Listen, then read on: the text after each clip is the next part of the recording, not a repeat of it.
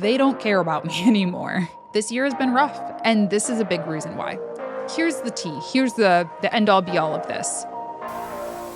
Hello. Welcome back to the Freelance Friday podcast. I've got some tea to share with you today.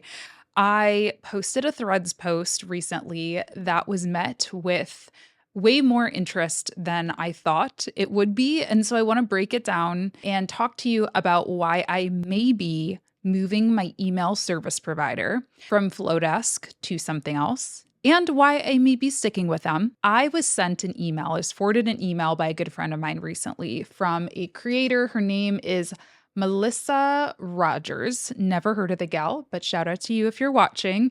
The subject line said, "Why I left Flodesk after years of loyalty," with the T emoji next to it.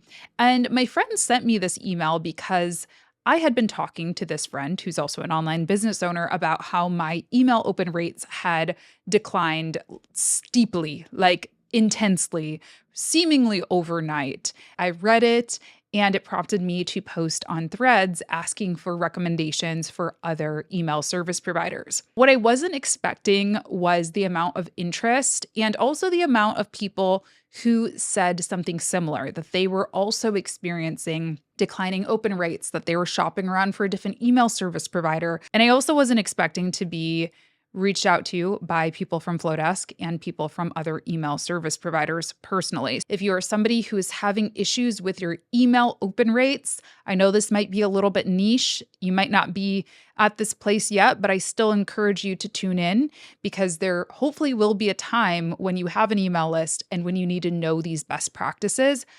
But before we get into the kind of techie stuff, I actually want to have like a little bit of a rant, if you will indulge me for a second here. Check the timestamps if you don't want to hear it. One of the pieces of pushback, I guess, or, feedback that I got from posting was I had quite a few people almost like mad at me because they signed up for Flodesk at my recommendation. And they were upset that maybe they felt like I was being dishonest and that I didn't really recommend Flodesk, or that I had led them down the wrong path, in terms of tool choices. And I want to talk about that a little bit because here's the tea. Here's the end all be all of this. At the end of the day, as a business owner, everything is your decision. It is so helpful to have mentors, to have creators, to have other people in the space who you can look up to or look to for guidance or advice or recommendations. But at the end of the day, you are the pilot. I've gotten this before, for other tools or other services, or, I recommended something based on a website that was housed or available on a website you don't like, or this or that.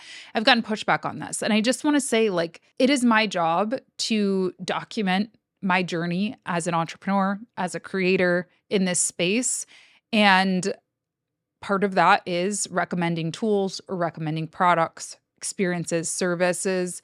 After that point, I cannot be held liable, right, for making sure that the tool never changes or that I don't change. I don't just change my mind. My budget doesn't change. My lifestyle doesn't change, and so on and so forth. So I just want to say that permission to change my mind and kind of release myself of the obligation, I guess, of making sure every tool never changes. I mean, that's impossible. On the flip side, I think it's also important to keep in mind that most tools, most like SaaS products, tech products, they have referral systems built into them. It's very smart for these brands because they basically have to do zero marketing, right? If they have a large list of users who especially, tend to be content creators and business owners with large networks, well, they can just give us, $20 per sign up and we're going to do that work for them.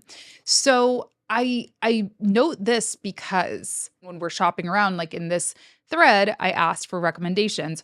Well, a lot of people were sending me their referral links to different email service providers. A lot of people were instantly pitching me and telling me, I can help you get onboarded onto Kit or onto MailerLite or whatever. I'm an email marketing specialist. You just have to pay me $1,500 and I'll migrate your list, blah, blah, blah. So a lot of people have a lot of financial incentive as well. So we've got to do our research. This is why I have not just flipped over, used somebody's affiliate link to Kit and immediately moved everything over, because I understand, a lot of people are wanting that referral click, for lack of better words. And Kit wants my business, right? A lot of different people want our business. So let me tell you what the situation is. Back in January, I noticed almost overnight, my email open rate went from 35, maybe sometimes even 40%, which is industry average. That's considered good or decent. Email open rate, meaning the percentage of people that I sent the email to, that's how many of them actually clicked on the email to read it. So it went from like 35%, give or take, to almost overnight. I noticed at first it went to like 20%. I was like, okay, that's pretty low. Maybe I just annoyed people over the holidays, because I did do in November, I did like a cyber week kind of 5-day email series. So I was like, maybe people just were really annoyed by that. Or maybe it's the new year and people are really busy, whatever. I just kind of wrote it off. Then like maybe, I don't know, another week or so goes by and my email rate is down to like 9%. Currently, it's down to like 5%. So we went from 35 to 5% in the span of 6 months, and that's not good, right? Honestly, this has had a severe impact on my business. If I'm just being fully transparent, this is something I have to fix, or my entire business model has to change. I think I made up a lot of excuses. Like I said, I was like, oh, maybe like people were just annoyed by my holiday sale. Maybe it's the beginning of the year. Maybe it's the economy. But like, okay, the economy being bad, that might result in less conversions or less click-throughs to product pages. But people are still going to read my emails because I'm still giving away a free video. Like I send out the links to my YouTube videos in every email. And so that's free. You know what I mean? Like everybody decided to quit their business at the exact same time. That doesn't make sense.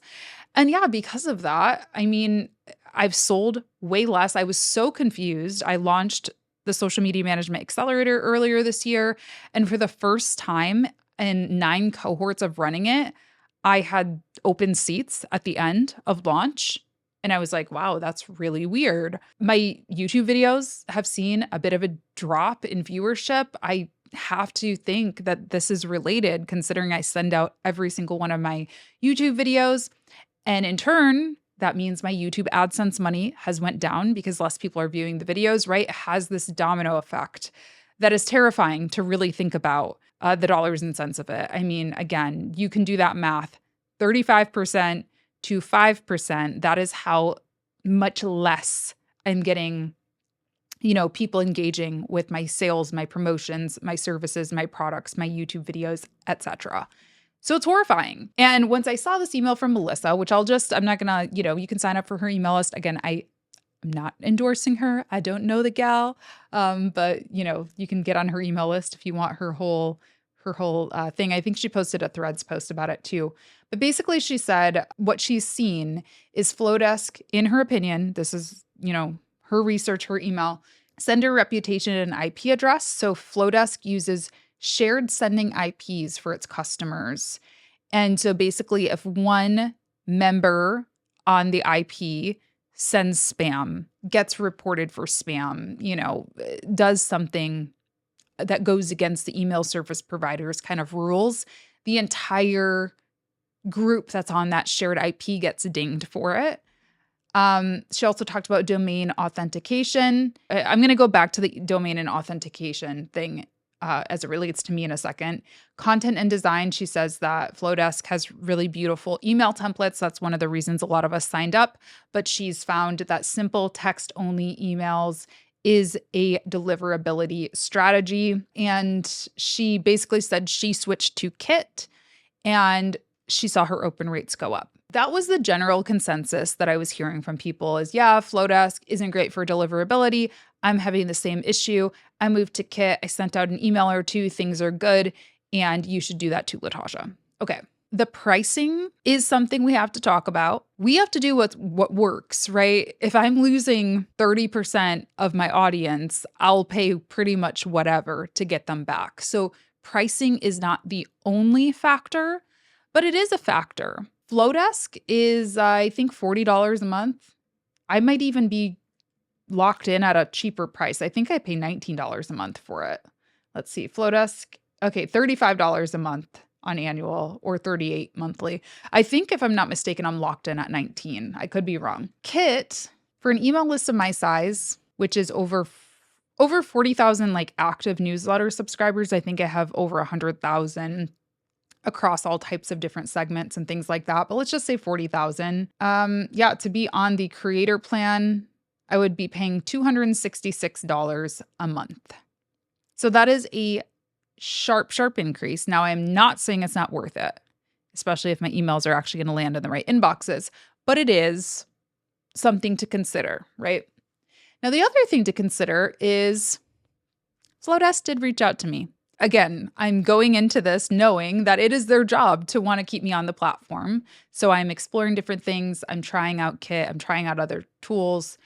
But I am also listening to what they have to say. And I am also taking into account the level of care and professionalism that they are putting into their users' concerns.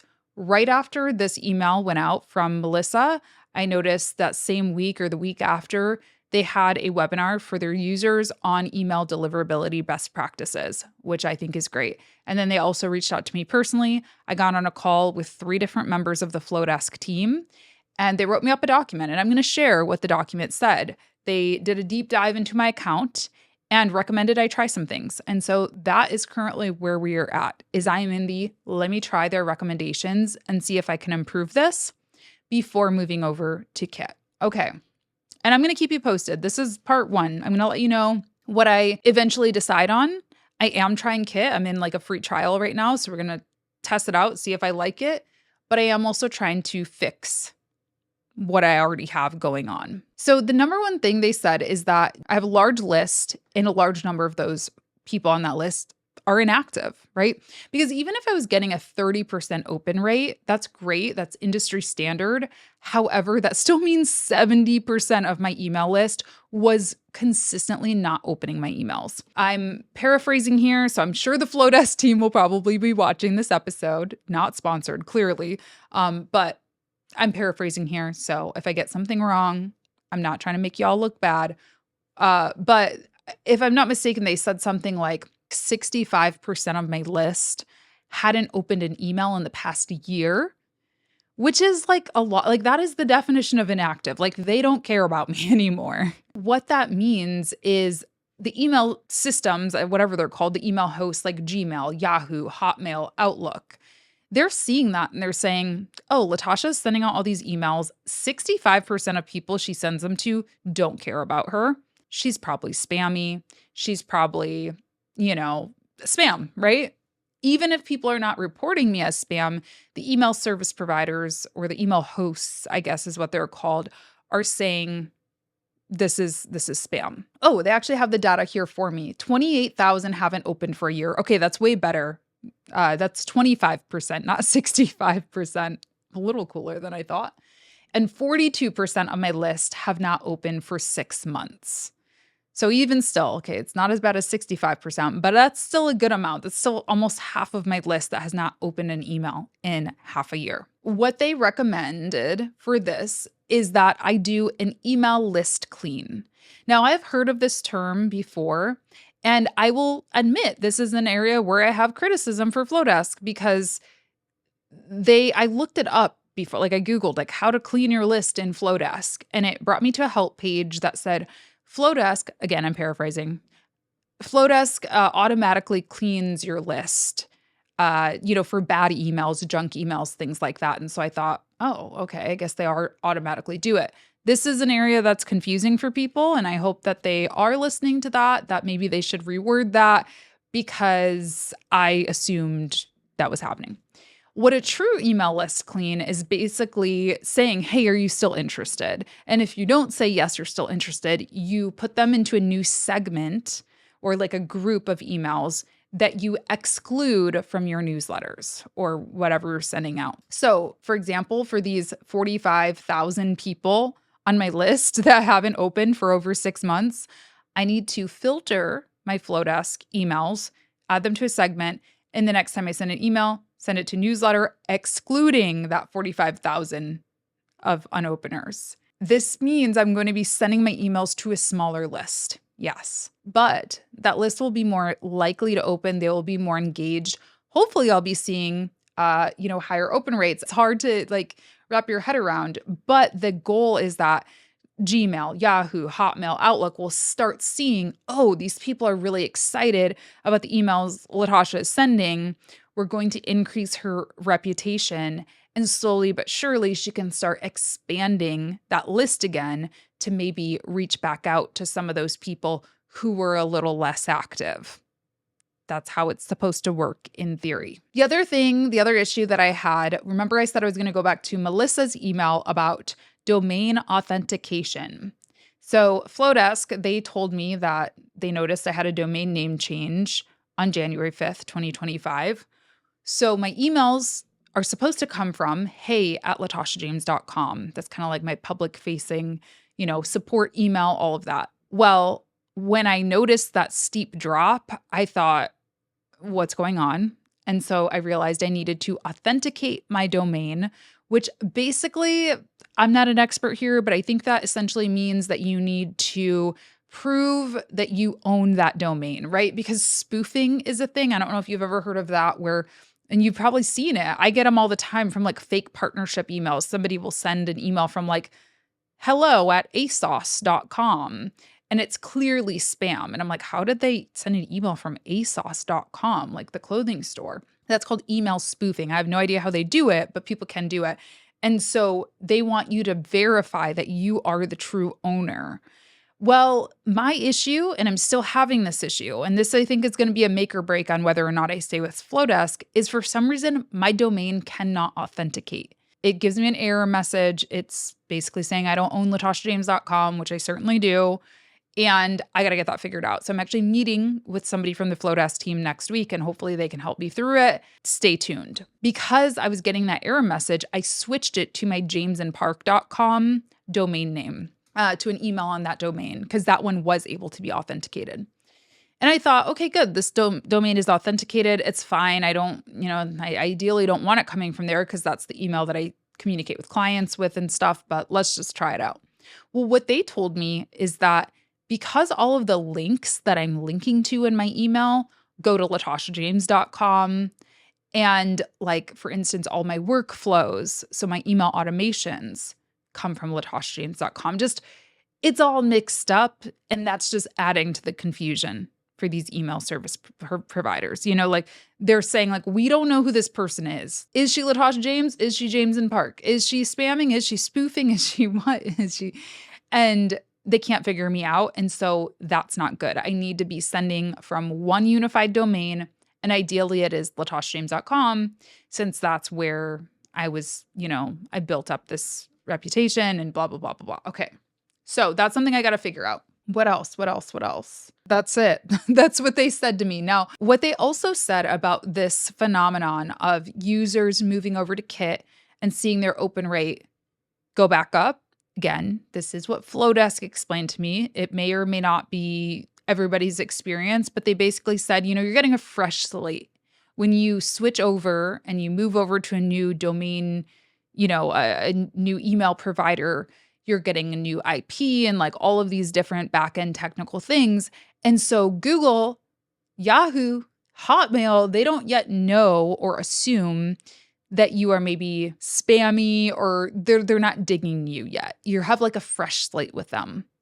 Eventually, if you continue doing these same email practices, these bad email practices of sending bulk emails to 45,000 people who have not been engaged with your list in 6 months, they will eventually get dinged as well. And they will eventually see that go down.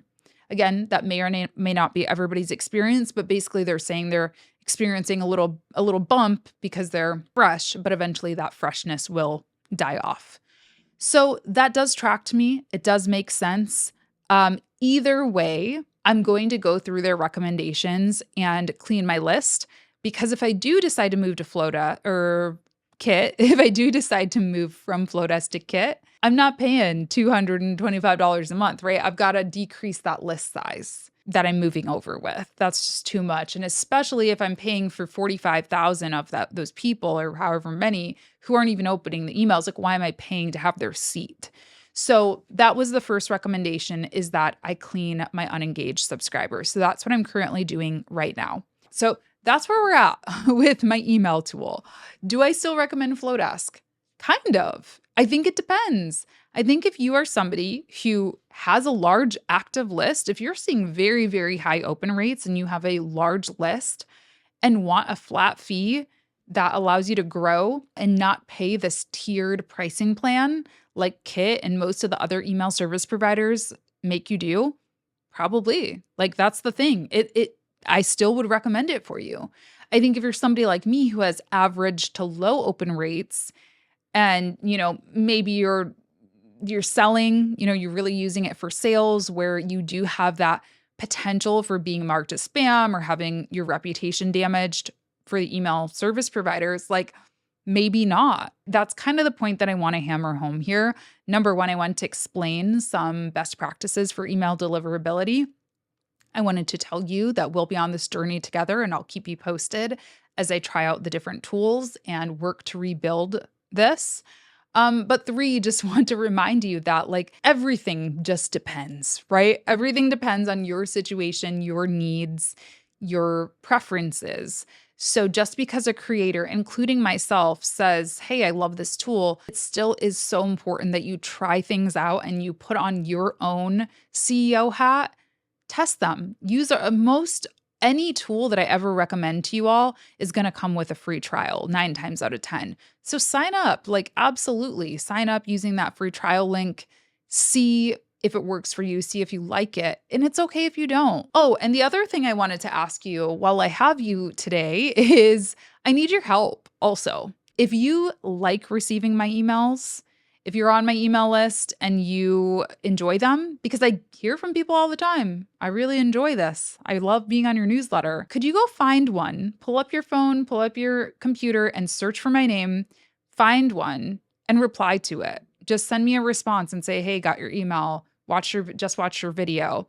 It would help me so, so much because what this does is this sends a message to these email service providers that this is a trustworthy email. This is an email somebody wants to open. I understand if you cannot open every single one. I understand, we all get busy, but if you do want to continue receiving them, please, that would be really helpful. And that will also ensure that you're on my active list when I clean it up. And if you don't want them, that is absolutely okay too. Truly it is. I don't want you sitting there being one of 45,000 who signed up for something one time and you're just getting like piled up emails from me that you're not opening. Just click on one of them and click unsubscribe at the bottom of the email. That would help me out so much so that again, yeah, it's going to, reduce my total number of emails, but it is going to get more people who want the emails, so it'll help me clean up my list. So that's my ask. That's my update. If you want to buy anything also, laughing but serious, I will plug down in the show notes the link to all my courses, the link to book time in the studio, creating content with me, because yeah, this year has been rough. And this is a big reason why. It truly is. I've lost a large chunk of my audience. I've been unable to reach them because of this issue, which, yeah, results in a lot less revenue. So if there's ever been a time to enroll in something, check something out, reach out to me for consulting, coaching services, now's the time and I really appreciate it. All right. Thanks for tuning in. You mean the world to me. I love hanging out with you. And let me know if you have any questions. I'll talk to you in the next one. Bye.